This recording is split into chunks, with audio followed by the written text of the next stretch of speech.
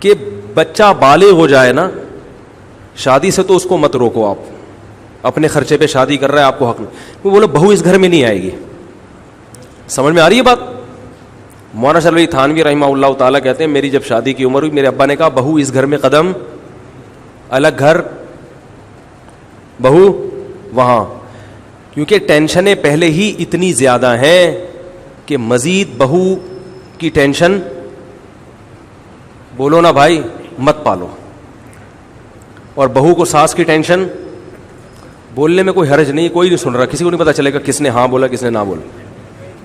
اتنے گھر کے گھریلو پیچیدہ مسائل ہیں, اتنی جنگیں ہیں, اس قدر عذاب, غیبتیں, اور آخر میں لڑکے علیحدہ ہی ہونا ہوتا ہے. تو والدین کو خود سوچنا چاہیے کہ یہ ہمارا رائٹ نہیں ہے کہ بچہ ساری زندگی ہمارے ساتھ ہی چپکا رہے. یہ رائٹ ہی نہیں ہے ہمارا. اگر یہ رائٹ ہوتا تو سب سے پہلے آدم علیہ السلام کا ہوتا. آدم اور حوا سے جو بچے پیدا ہوتے وہ بیٹے ابا سے چمٹے رہتے, بیٹیاں اماں سے, ایسا ہی ہوتا نا. پھر اس وقت جڑواں جو پیدا ہوتے تھے وہ بہن بھائی سمجھے جاتے تھے, جڑواں نہیں ہوتے تھے وہ بہن بھائی نہیں سمجھے جاتے تھے. پھر وہ وہیں چمٹے رہتے, پھر ان کے بچے اپنے ابا اماں سے چمٹے رہتے, پھر ان کے اولادیں اپنے ابا اماں سے. تو مجھے نہیں پتا آدم علیہ السلام کہاں زمین پہ قدم رکھا. لوگ کہتے ہیں جدہ میں رکھا, اس لیے اس کو جدہ کہا جاتا ہے. دادی, جدہ دادی کو کہتے ہیں نا عربی میں. تو اگر جدہ میں پیدا ہوئے تھے اور وہاں آدم اور حوا علیہ السلام کا ملاپ ہوا تھا, تو آج سب کہاں ہوتے؟ جدہ میں. ہم سب کا وطن کیا ہوتا؟ جدہ. اور وہیں گھر پھیلتے پھیلتے پھیلتے پھیلتے ایک سعودی عرب بہت بڑا ملک بن چکا ہوتا. سعودی عرب کے ریگستان اتنے ہیں کہ وہاں ساری دنیا آ سکتی ہے. ابھی جتنی آبادی ہے نا سب آ سکتے ہیں وہاں, کمانے کے لیے باہر جاتے ہیں پھر واپس آ جاتے. تو اللہ نے تو شادی کا سیٹ اپ رکھا اس لیے کہ پھیلو. فلیٹوں میں ٹنگے ہوئے ہیں, وہ منجلا بیٹا ہے وہ اس کا فلیٹ ہے, وہ اوپر والے فلیٹ میں ٹنگا ہوا ہے, کھڑکیوں سے گر رہے ہیں بچے ہیں ایک کمبل میں گھسیڑا ہوا ہے 10 کو. تو بھائی تھوڑا اب نکلو باہر یار, تھوڑا اسکیم 33 میں سستا مکان لے لو, ادھر نکل لو, تھوڑا سا ہوادار گھر ہو, بڑا ہو, کوئی بات نہیں, تھوڑا ٹائم لگے گا یہاں کراچی پہنچنے میں. اور ویسے بھی جب ادھر آبادی بنے گی تو وہ خود کراچی بن جائے گا. بھائی جہاں آبادی ہوتی ہے وسائل سارے خود بخود. جب کراچی بنا تھا پہلی دفعہ جب بنا تھا تو یہ ساری چیزیں تھوڑی تھیں.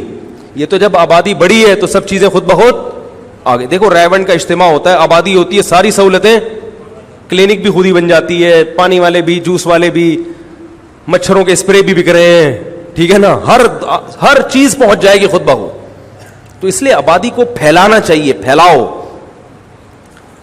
ہم یہ کہتے ہیں نہیں میرا جگر کا ٹکڑا میرے ساتھ چمٹا رہے, اور ٹانگیں توڑنے کی دھمکیاں دیتے ہیں. میں نے تجھے, ماں کہتی ہے میں نے تجھے پال پوس کے بڑا کیا, اب تو مجھ سے الگ ہو رہا ہے.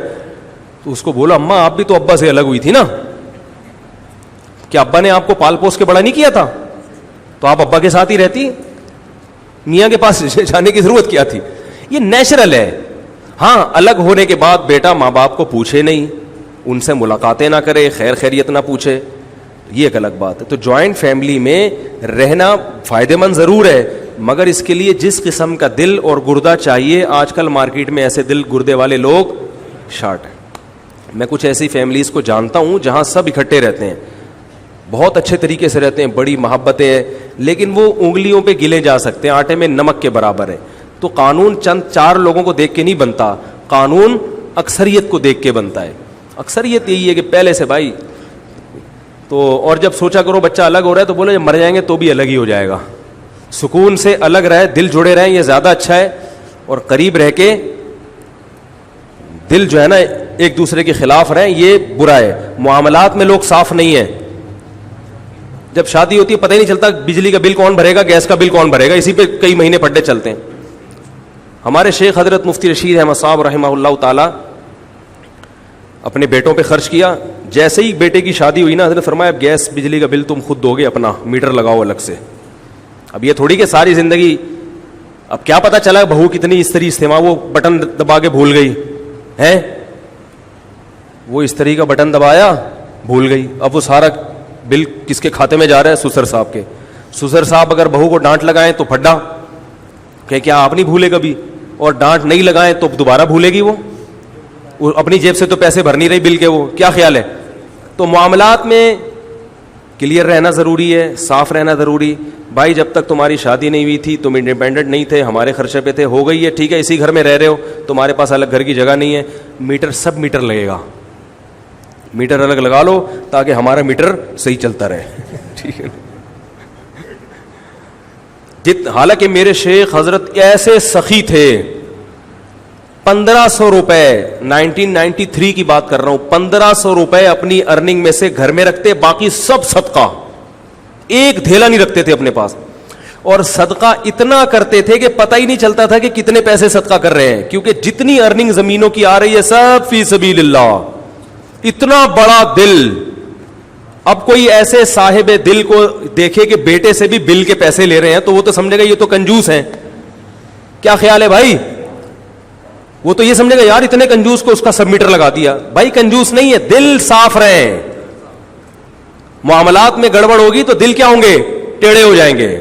دل صاف رہیں گے, بیٹا بیگم تمہاری, بچے تمہارے, ہمارے بھی ہیں, ٹھیک ہے صحیح ہے, لیکن معاملات صاف ہونا ضروری ہے. ویسے خرچ کر دیں, چلو بیٹا آج یہ لو چھاؤ, یہ پیسے لو, جاؤ بیگم کے ساتھ پیزا کھا کے آؤ باہر جاؤ. ویسے خرچ کریں, وہ پھر بیٹا احسان بھی مانے گا کہ دیکھو میرے ابا نے آج مجھے عیدی دے دی, یہ کر دیا وہ کر دیا. معاملات میں گڑبڑ ہوگی وہ مانے گا ہی نہیں.